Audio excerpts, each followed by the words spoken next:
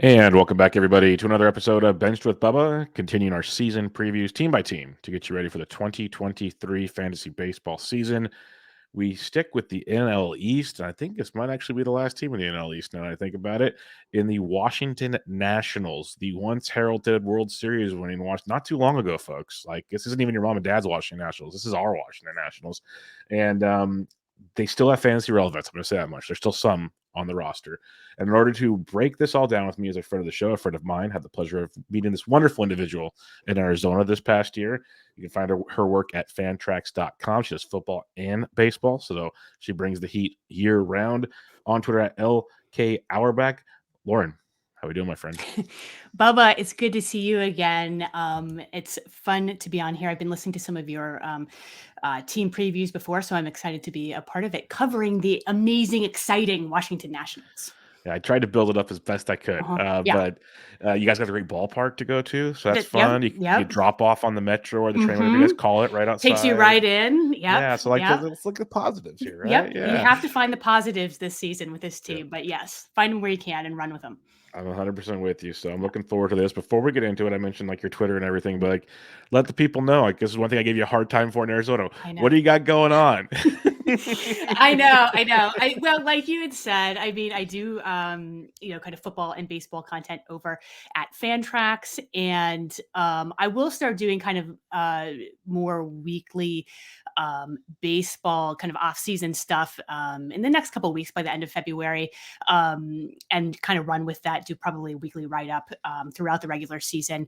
I was talking to you earlier. I was saying I was kind of slowly transitioning my football brain over to my baseball brain in the meantime, and have been doing, taking part in kind of Fantrax staff rankings for baseball. So if anyone's interested, they should check that out. But yeah, you can find me over at Fantrax. And like you said, at LK Auerbach is my Twitter handle, which I am not the best person on Twitter, but we are going to try and remedy that this season, Bubba. I promise. Yeah. And I only gave Lauren a hard time about that. Well, there's a long backstory to Arizona. I'm not going to tell you it was the most ironic thing in the world. And it was just awesome. But I want her to promote more because she's very good at what she does and needs to get out there. So I was giving her a very hard time because one of the jokes I always tell people is if I'm not giving you a hard time, it's probably they don't care about you. So I got wanted this has to happen. So I know. We'll pay Michael Simeone to run your Twitter account. There you go. Like he wants one more thing to run. Exactly. That curmudgeon. All right, let's talk Washington Nationals here. Do it. For those that are curious, I'm using ADP from the last 6 or 7 draft champions drafts, so they will fluctuate as you listen to the show.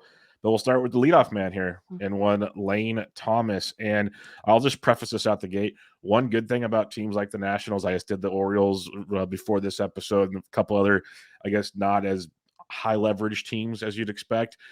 Their values technically, potentially in drafts. That's one of the fun things about them. And when it comes to Lane Thomas, when you look at his ADP over the last, week or so, he is coming in pretty cheap at 273. And it's just a matter of can he do it for a whole year with power, speed, and whatnot. So what's your thoughts on Lane Thomas this season? Yeah, I mean, I like Lane Thomas. Last season was his first season with the Nationals, and he started off slow, but he started to figure things out in June, and he slowly worked his way up to the lineup. And as you've referenced, he started leading off. He started exclusively leading off for the team since September 1st, and he's penciled in to lead off this season, which is good. And one of the things that I really like about Lane Thomas is that he's fast. His sprint speed is in the 95th percentile, and he has above average plate discipline metrics. He's got an 89% Z contact as well as an 81.3% overall contact rate, and he doesn't chase a ton. So to me, I like metrics like that. He's fast. He's leading off. His quality of contact metrics are just about average, a little bit below average, but he does have contact to work with. And so I like that. And, a lot of projections have Thomas, kind of as a mid-teen home run guy with 8 to 10 steals. But I really like him to be a little bit more aggressive on the steal front. I would kind of penciling in, 12. I think he could be, his upside is a 2015 guy with a 240 batting average. But the reason why I'm a little bit more aggressive on steals with this guy and a guy that we'll talk about in a couple minutes is that this team has, in order to score runs, they have to play small ball. There is no big power bat on the Washington Nationals. And so I think in order to score runs, they're going to have to be aggressive on the base paths. And if you look at Lane Thomas, he was 8 for 12 last season in stolen bags, but 11 of those 12 attempts came in the second half of the season. So I think that that's something I like to carry over for him this season. And I like him. I think that he's probably going, would you say about like 270? Like 272-ish. Yeah. Yeah, so like maybe like the 65th outfielder off the board or something along those lines. And I have no problem getting him there. I think he's a super solid kind of fourth outfielder. And again, I think really kind of pushing aggressiveness on the base paths. And also just real quickly on that base path point, some of the new rules, we don't know how it will pan out, but with, pitch clock, bigger base sizes, these are things that may actually help this team if they're going to be aggressive on the base paths. And this is why I have people like Lauren on the show, folks, because I had like queued up just in case, but she nailed it. One of my co-hosts, Ryan Bloomfield, that I have on, he does the Bloom boards, of course. And last week he had one on first half, second half stolen base attempts.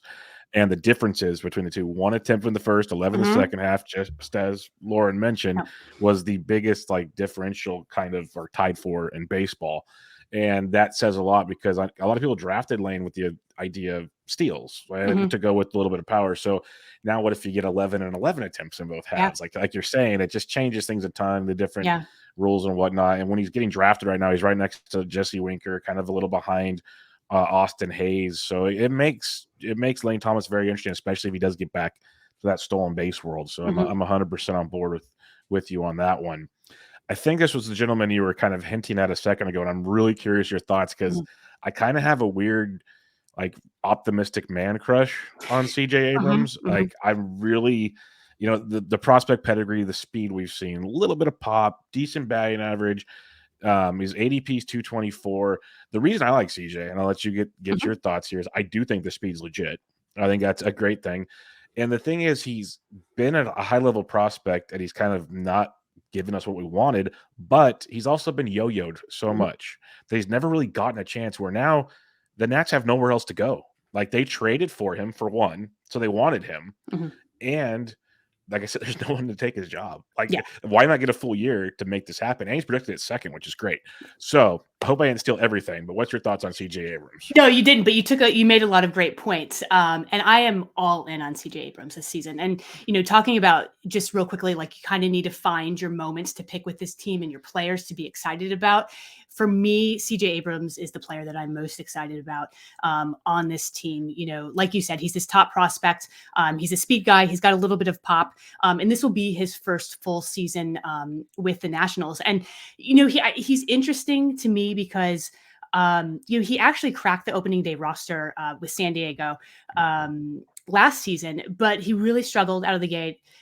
He was sent back to, AAA, came back up, once he fixed whatever he was going to fix, but he just didn't get, consistent playing time. He never played more than 15 games a month with San Diego. So he came over with the Soto trade. He was in the minors a little bit here, but then he really started getting consistent playing time in the middle of August with the Nationals. And that's where you really started he came on strong. He basically had a strong September. And I think that's no coincidence. It's because he had consistent playing time, and he ended up working his way up the lineup just like Lane Thomas. And in the final, 9 games of the season, CJ Abrams was batting second. He's again penciled to bat at the second in the order, and that's good because he is a speed guy. And looking at his September numbers to the end of the season, he ended up with a 95 WRC plus, a 305 WOBA, and a 309 on base percentage. And so he wasn't reaching those numbers prior to that. And I think that this really had a lot to do with consistent playing time. Now, he doesn't have a ton of, like pop. He has some pop, but he had a 2.1 barrel rate, and he did have some chase issues last season, and had issues batting against lefties. So he may, if he sits, that would be the only reason he may skip some at bats is against lefties. But you're right, Bubba. I mean, I think that the playing time is there. You started to see him getting more comfortable last season, and he had a similar thing with Lane Thomas. He also started. I think he stole 7 bases, I believe, eight bases, but 6 of those attempts came with Washington, and that was from August 15th on. So again, I think this is going to be an aggressive team on the base paths, and I expect both Lane Thomas and CJ Abrams to be a heavy part of that. And it makes a lot of sense, like you said it with Lane Thomas, and now with CJ, it's just team context where their nationals aren't going to be boppers. Like Soto's gone, Harper's gone. There's Like no all one these, there. no one's not even when he was No healthy. one Like there's there. no one to hit home runs, so they have to manufacture, which makes a ton of sense. So that's why you acquire an Abrams. That's why you have a Thomas, and you hit him at the top of the order and see what happens. So it's more than just I can sit there and spout off that he's a prospect and this and that. You combine that though with the context, like you're saying, and it just kind of, at least in our world, we're trying to predict. And that's the best you can do is kind of put the pieces together. So I think that's interesting. A quick question on CJ for you, though. He's going around picking 223, as I mentioned. Would you be okay if you just waited on shortstop as your shortstop, or would you prefer him as a middle infielder on your roster? I actually, in a Gladiator League, I waited at the position, and I ended up taking CJ Abrams. And so I am okay with that. I'm really buying into him this season. Good. And it really is for that power appeal. I do think, keep in mind, he is 22. I think power will develop, but if we're talking about 2023, redraft leagues, don't expect power. Like, his fantasy value lies with his legs. So I am in on him, and I did wait on the position and took him. So perfect. And that's another great point. He's 22 years old. And the last thing I'll say on him is, the barrel rate, people will say was 2.1 hard hit, but his max EV was 109.6. Yeah. So when he does hit the ball, or he's basically proving he can hit the ball hard. Now it's like you said, as he grows and develops, like just translate a little bit. And even if he hits like 10 to 15 homers and then steals like he can, that could be pretty nice. Yeah. No. All right, I'll probably butcher this last name because I've said it for over a year now, and I don't think I say it the same way more than twice in a row. Is it Meneses or Meneses? Meneses. Meneses. I knew it was one of the two. I told you it's one of the two all the time. Joey Meneses is a guy that I cannot wrap my head around. I'll be 100% honest. He hit 324 with 13 home runs last year. He was amazing. He had 20 home runs in AAA over 96 games. The part I think I struggle with, he's going to be 31, so it's kind of a late bloomer situation is the way I look at it. ADP of 203. So it's like we saw the skill set, but was this like a 1-year wonder, or is this something we can kind of hope for in 2023? Yeah. And I think when we're talking about, and I think like you were not, this is a common thought about Joey Meneses. What do we make of him going into 2023? Because essentially he is like the Nationals power bat, talking about, we don't have a 30 home run bat. We do have Joey Meneses. There may be a couple of guys, but this is really, this is it. This is it for Washington, where, like you said, he had kind of all these great power stats. You had to keep in mind that this was a 56 game sample with him. He's spent 10 years in the minors. He's 30 years old, but he got called up after the Soto trade, and he really just kind of ran with his opportunity. And it was a really good feel story for the team, but also for the fan base that was just gutted, with Soto and Bell going. So he was a nice story kind of in the second half. And yeah, it's like, what do you make of him kind of going forward? He was aided. He did have some luck. He had a 370 BABIP, which, definitely led the team. And I didn't check the league, but it was probably up there if in terms of, luckiness. So regression will hit, but I still expect like 20 to 25 home runs from him, or probably 23, 25 home runs, I would say. I wouldn't bank on much more than that.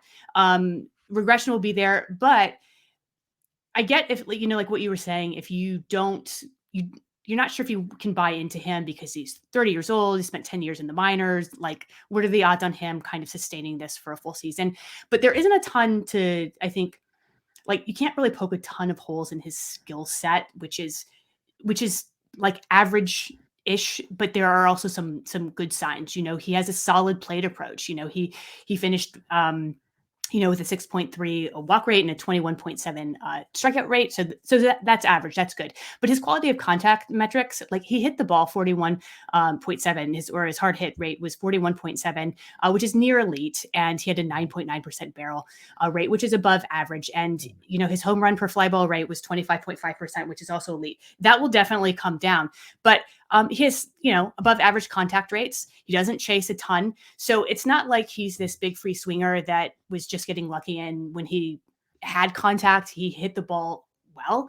Like, he has some solid skills there. They're not amazing, but I think they'll keep him afloat. And I think that it's good enough for, like I said, kind of 23, 25 home runs.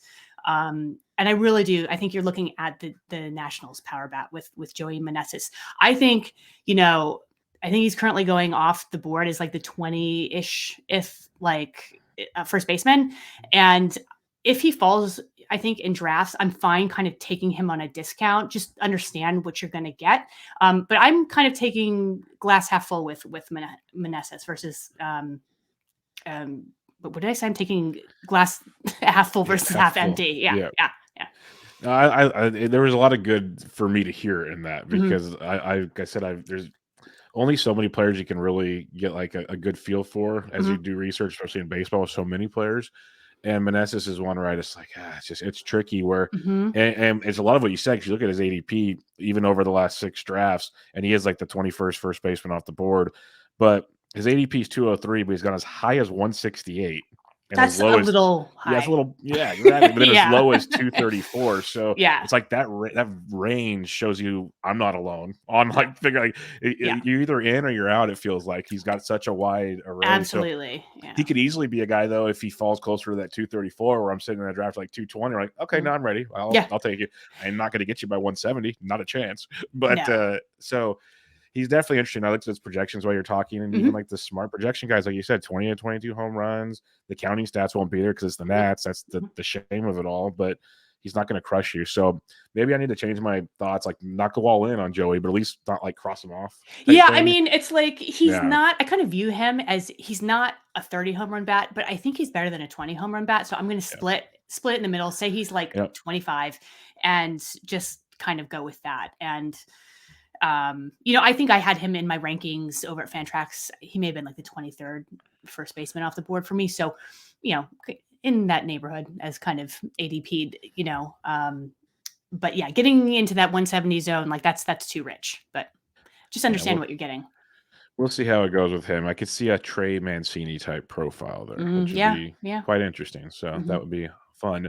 Let's talk what else is fun. Is Keibert Ruiz, and I was all in on Keibert last year, and it was kind of a rough go all around. Still at 251, which is good for catcher. Power never really materialized. Didn't expect a ton, and he stole 6 bags. Which, oh my goodness, maybe this is a Nationals thing. But I guess I expected a little more batting average from Ruiz from what we've seen in the minor leagues. It could also have been his first full season in the bigs, new team. Could have been a lot of question marks. I don't know what you're seeing or hearing in Washington, but he's the 14th catcher off the board at pick 194 right now. So he's not costing you a ton.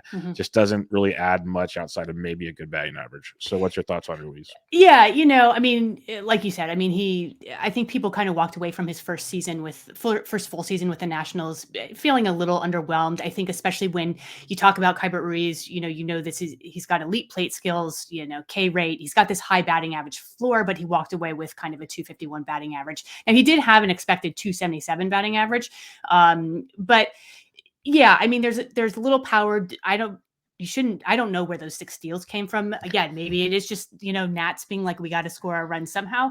But I wouldn't bank on that this season. I would maybe do a couple, stolen bases from him. But he is what he is, which is just, he's a really good contact hitter with elite plate skills and a little bit of pop. Now, he did improve a little bit in terms of quality of contact last season. When I say these numbers, it's still below average, but he did improve. He brought his, hard hit rate from 30.4 to 32.3, and then a 2.5 barrel to 3.7% barrel. I think that there is room for improvement there, but don't pencil in, I would say 10 to 13, home runs. Look, I mean, this is a deep position. Keibert Ruiz is not flashy by any means. No one is out there kind of trying to reach for Keibert Ruiz, but at the same time, there's a high batting average floor. Say he gets you 13 steals. I'm sorry, 13 home runs. Combined 100, runs, RBI, couple of steals. I think that batting average will go up to, kind of 260, 265 range. And what is that? I mean, that's like a boring guy, but he's not hurting you anywhere. And I think that you just have to understand what he is when you get him. And he's a perfectly solid, reliable, high floor, second catcher. And that's how I view him. It's like, he's easy to gloss over, but he's also not hurting you anywhere. And, if you want to take a boring catcher, this is him. But I do think in that kind of 14, if you said he's the 14th catcher off the board, I think that's right about where he should be. Yeah, I like that ADP because I think last year where it kind of got tough with him, and I was high on him too, is he was going much higher, where now he slots in perfectly as a catcher too, like you said. And when you get into catcher twos, it can get dicey at times. Yep. And you got, like you mentioned, the floor, especially batting average, like that 251 might be the worst we see from him. Like that's what's crazy because, like you mentioned, the contact skills, he doesn't strike out. Like, yeah, people are going to kill me in Toronto. His contact skills and like play discipline resemble Mr. Alejandro Kirk. Yeah. But the results obviously have varied. I'm not going to say by any means Ruiz is going to be what Kirk is, but to have that kind of plate discipline and plate skills is promising. Yeah. He's going to be 25. So again, we're talking about a young guy trying to figure it out. And I've talked to a lot of people about these catchers and especially young guys. Like I said at the very beginning, it's his first year running a team behind the dish. Yep. So like that takes a lot out of a guy that could take away from his approach of the plate. And something just to monitor, and he's a solid catcher too. So I'm much more intrigued with where he's going in drafts right now. Yeah. All right, the Candyman can. I've always been a little biased. I love Candelario. I think there's something there. It has not obviously happened yet, but again, gonna be 29 this year. Still not that old yet. Yep. He's out of Detroit. We know that ballpark. Washington can play lively, especially in the summertime. ADP of 388, new place out of Detroit. Not saying he's going to be a world beater, but I'm not saying I'm not intrigued, especially with an ADP of 387. Like it's intriguing to me. Yeah, I'm with you. I think you had me on your show last year, and we were talking about kind of boring players, and we both were talking about, we love Jeimer Candelario, the Candyman, and I liked him going in, to last season. I thought he could build off of his 2021 season, where he led the position in doubles. I think he tied actually the league in for team high in doubles with 42 doubles last season. Finished with the 120 WRC plus. It's like, but things didn't really happen. And when you look at some of his numbers, the one thing that really stands out, his batting average just completely cratered. He had a 271 batting average in 2021, and last season it fell down to a 217 batting average. And looking at a lot of his metrics, his quality of contact metrics, his plate discipline metrics, those all are around his league average. It's just what stands out is he had a 6% walk rate last season, which is a career worst for him. He has a 9.6% career walk rate, and his chase rate just like jumped last season from 32.3 to 36.8. And he's got a career 31.6 chase rate. So, if he can kind of rein that in, I mean, I think we know what the Candyman is at this point, which is kind of a 15 to 18 home run guy. I will say that, and he doesn't bring any steals to the table. I think his batting average should jump up a little bit, but I would just kind of pencil in maybe like 240, 245, just because I don't know if he does, get more patience at the plate, or if he just continues to kind of chase at pitches outside the zone. So I will say with him though, there's a little bit of upside, and it's you referenced this, Bubba, where yes, he's going from one bad team to another bad team, but he does have a park upgrade, and he's never hit 20 home runs before. He's topped out at 19, but I feel like Candelario, I would not be surprised if he hits the 20 home run mark this year. And like, that's it, 2021. Like, and that would be an upside, but that's outside of that, I think that we kind of know what we're getting with him. But there is a little bit of maybe a 20 home run upside with him this season. I wouldn't be surprised. Insert Jack Nicholson shaking head gif. Yes, because that's, I think when we talked about him before, the thing I've always loved about him is he's a doubles machine, Yep. which we've seen, like, and it's not a great comparison again, but Machado was that guy and learned how to elevate the baseball. Yeah.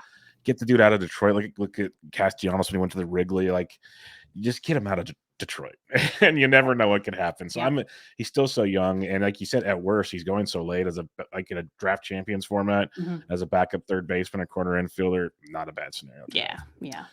Let's talk Luis Garcia, who roster resource has platooning. I hope not, but we'll see how that goes. He's going around pick 307, brings a pretty decent batting average floor, little power, little speed. What are your expectations in 2023 for Luis Garcia? Yeah, we saw he kind of came up in June. He was called up in June, and he's a young guy. He's 22 years old, but he does have pop and a little bit of speed, and that comes with a plus batting average, so that's always good. His big thing is he didn't really walk last season. He had a 2.9 walk rate. Overall, but the good thing is that he consistently increased his walk rate each month from June on, and it basically went from 0.9% to 5.6%. So from between June and October, he went up, which is good. It's something that you want to see. He doesn't really elevate the ball yet, so he'll probably kind of hover around 50%. Ground ball rate, which will probably ultimately kind of cap his speed. His home runs. But again, he's 22, and I think that he can improve on some of his contact rates. I think in terms of platooning, I think he should get playing time. But yes, I think that there is a possibility he could sit against lefties. But a lot of projections have him going for kind of like a 12 to 15 home run guy, combined 120 runs and RBI, with a handful of steals and a 260 batting average. That's definitely serviceable for where he's going, and if he ends up platooning, then you can find someone else, if you're solely relying on Luis Garcia. But it's really kind of that pop and speed mix with the plus batting average. So hopefully they let him kind of run as much as he can, because I think that in terms of playing time, because I think that there's not a lot, kind of waiting in the wings. So I think that they'll run with him, but he could lose playing time to the lefties. Okay. Other than that, it's a lot of platoon stuff. Corey Dickerson's there. Dominic Smith's there. Like, we like the platoon options. Victor Robles maybe one day figures out. Yeah, He's only gonna be 26, which is crazy. I know. Like, he's been around forever. Every year it's the same Victor Robles. Yeah. Is there anybody else worth like I know we could keep an eye on guys, and I've streamed Corey Dickerson multiple times last year when they had a bunch of right-handers and the Cardinals are facing. But are there any of these guys like worth drafting, or is it more just kind of like a wait and see approach with Washington? No, I don't know that they're worth drafting. I would say you mentioned Corey Dickerson. That's the only one that I would maybe pop for me a little bit. We kind of know what Corey Dickerson is at this point, but he signed to play every day as an outfielder in Washington, and you never know, with some of these kind of 1-year veterans, change of scenery, sometimes it brings out the best of them. And so, but I ultimately, in terms of your question, are they worth drafting? I don't think, unless in like really super deep leagues or a draft and hold or something. But I could see Dickerson. He could surprise you at certain points during the season, and I think he'll have his streamable moments for sure. Like, I think he could easily fall into some counting stats if he's playing every single day, for the most part, because it's just, there's not a lot of depth on this team. Yeah, for sure.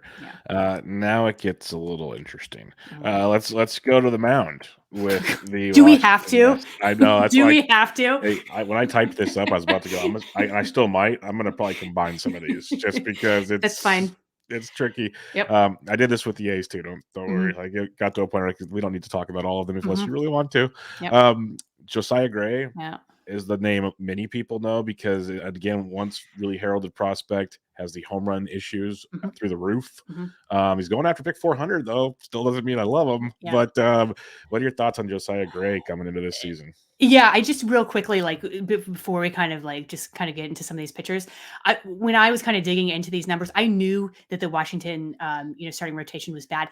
I did not realize, Bubba, how bad it was, Neither did and I. I was just Neither like, did I. whoa. Yeah. It was the only team that had like a negative, runs above replacement, and I think or wins above replacement. Sorry, and it was just like any really category that you want to kind of measure any of these guys, they were like dead last. So it was bad. But yeah, Josiah Gray, with him, the main bullet points, really are, he walks too much, and he did have his first full season in Washington last season, so I should note that. And I will say he had 154 strikeouts and 148.2 innings pitched, but it came with bloated ratios. He had a 5.02 ERA and a 1.36 WHIP, and that goes back to his walk issues. He walks too many batters. He has really problems keeping the ball in the yard. And this is both his walk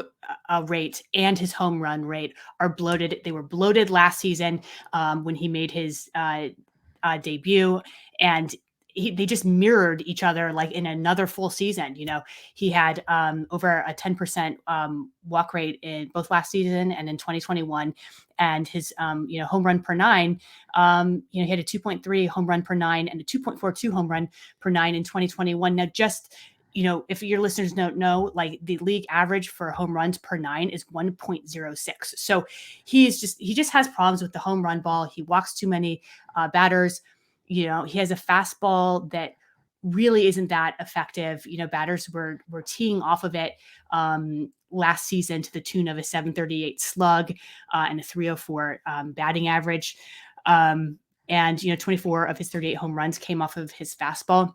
His slider is much more of his whiff pitch, but it was also less effective this season. So I think that there's talent there with Josiah Gray. It's just like he needs to command the ball better. He needs to make like a pitch mix change or usage change. Something needs to be tweaked.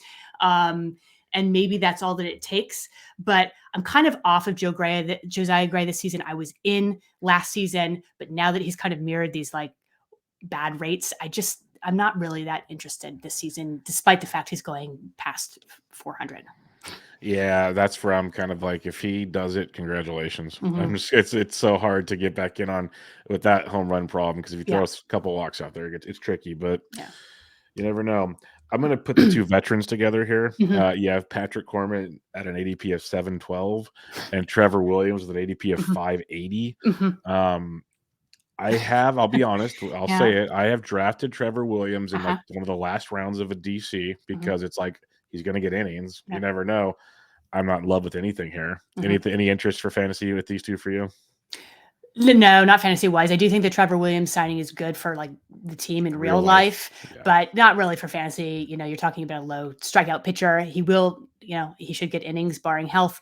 But yeah, I mean, he has a career 11.7 strikeout minus walk rate. So not really. Patrick Corbin, the thing is, Patrick Corbin, you will get innings with Patrick Corbin as well, but he's just such a head scratcher, in the last couple seasons. And I think, but you kind of pick and choose your moments, I think, with Patrick Corbin. I will say that, he had these, again, like bloated ratios, a 6.31 ERA and a 170 whip, but his ERA estimators said he pitched better than that. He had a 421 xFIP and a 433 SIERA. But in the last two seasons, he's had an 11.1 strikeout minus walk rate. And you've just seen all the arrows kind of trending downwards in the last two seasons. And it all kind of begins with, his slider that's just completely fallen off. So the thing is, the Nationals are going to continue to roll Patrick Corbin out, because he has this albatross contract. Him and Steven Strasburg, their combined payrolls make up over 60% of the total payroll of the Washington Nationals. And it just stings. And it's just like, you look at these guys and it's like, come on. But if you are looking for a plus with Corbin, he will give you innings. It kind of is at, well, what cost? And But if you want to pick and choose and kind of stream him, like I guess that's okay. He's like, would you say like he's 700? Like 712. I mean, Yeah. that's like really crazy. It's really crazy. But the Nationals will continue to roll him out. He was the opening day starter last season. I don't know if he's the opening day starter this season, but it's ugly. It's ugly out there, Bubba, with these pitchers. You mentioned Steven Strasburg, so that's why I got you there. Do we expect much from him this year? Like No, projections have like 15 starts, maybe. No, and the thing is, it's like looking at kind of some of the beat writers out here. It's just he doesn't even have. There's no timetable with him, and he's getting over with some sort of like thoracic. I don't even know what his rib. I think his rib injury or some sort of thoracic issue. Yeah. But it's like you look at Steven Strasburg. In the past, 2 seasons, he's combined for like under 30 innings, and so it's just. He's a little bit of a head case too. So I think that to answer your question, there is no he's TBD in terms of when he's going to come up. If you even see him this year at all. Yeah, it's probably smart not to. Yeah. I'll combine the two youngsters now. We had Cade Cavalli, who there were some high hopes for because the pedigree was there, and strikeouts were there in his one outing. Everything else kind of got slippery, but his minor league numbers not bad, bad. So that's promising. Yeah. You also have Mackenzie Gore, who we've seen goods and bads for with San Diego. Came over with a CJ Abrams and the Soto deal. So what are we maybe thinking with Cavalli and Gore? Cavalli's ADP is 440, and Gore's almost 400. So they're not that expensive. Is there any optimism on those two? Yeah, I think this is a little bit of a wait and see for both. And I think we kind of need to see what they're doing in spring training because they're both coming off of injuries that kind of shut their seasons down last season prematurely. Both are penciled in, to the starting rotation. I mean, there's one thing about this rotation is that it is super thin. And so I think the Nationals do need to acquire, another kind of veteran guy. But in terms of these young guys, I know Gore is kind of going in the same neighborhood as Josiah Gray. I would rather take a shot on Mackenzie Gore at this point than Gray. I think that he really started the season well last season with San Diego, but then it really ended on a sour note, and that's when you saw elbow inflammation issues, and that really kind of shut his season down. But the Nats were still confident in him. He was acquired in that Soto deal. There's kind of pros and cons with him. Walks were a little bit of an issue with Mackenzie Gore. And in the majors as well as in the minors. He relies on a fastball close to 60% of the time. But it's kind of like it's his best pitch in terms of batting average against it, but it really only gets 18.7% whiff rate. His curveball and slider are his whiff pitches, but he doesn't command those very well. So it's a little bit of a mixed bag, but I will take that upside over Josiah Gray. But I do think I like Cade Cavalli a little bit more than Mackenzie Gore. Again, this is assuming everything works out well in spring training. You mentioned Cavalli had that one start. It's a little bit more, miss than hit. But he does have a solid arsenal. He has 3 above average pitches that he can work with. He also has had a little bit of control and command issues, but he's also been a high strikeout pitcher. Again, I feel this is a theme with national pitchers is that there's still, some walk issues here, but assuming things kind of are all good in spring training with these guys, I think both Cavalli and Mackenzie Gore are perfect guys that you can take a shot on in terms of dart throws late in drafts because assuming health, they're going to get playing time. There's no one else there in this rotation.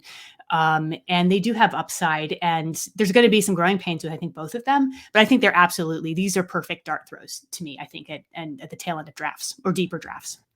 For sure. I think Yep. that's a great call, especially the pedigree of Cavalli seems very intriguing. So I'm Mhm. there. Gora, I was all in on until he kind of got hiccupy last year. Yeah.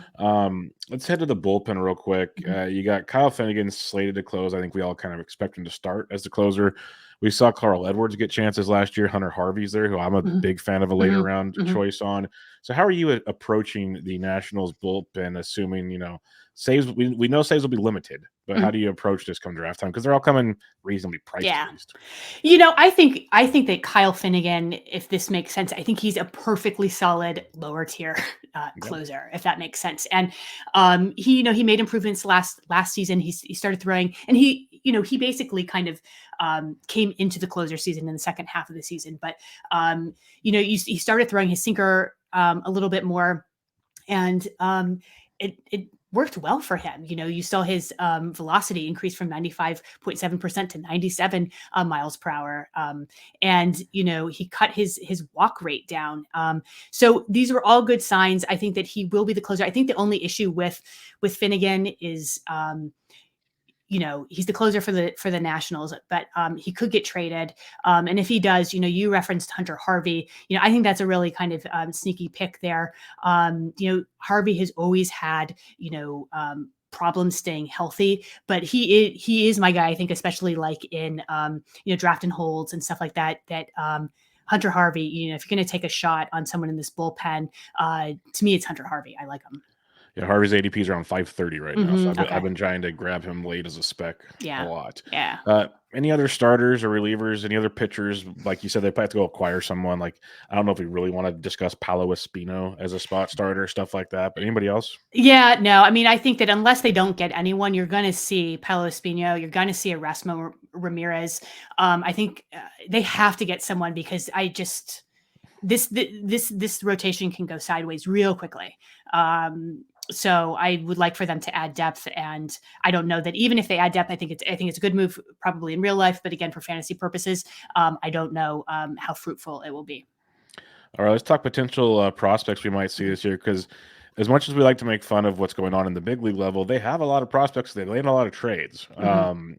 I don't know how many will be impactful this year, Mhm. but who are some of the names you are looking at potentially in drafts right now?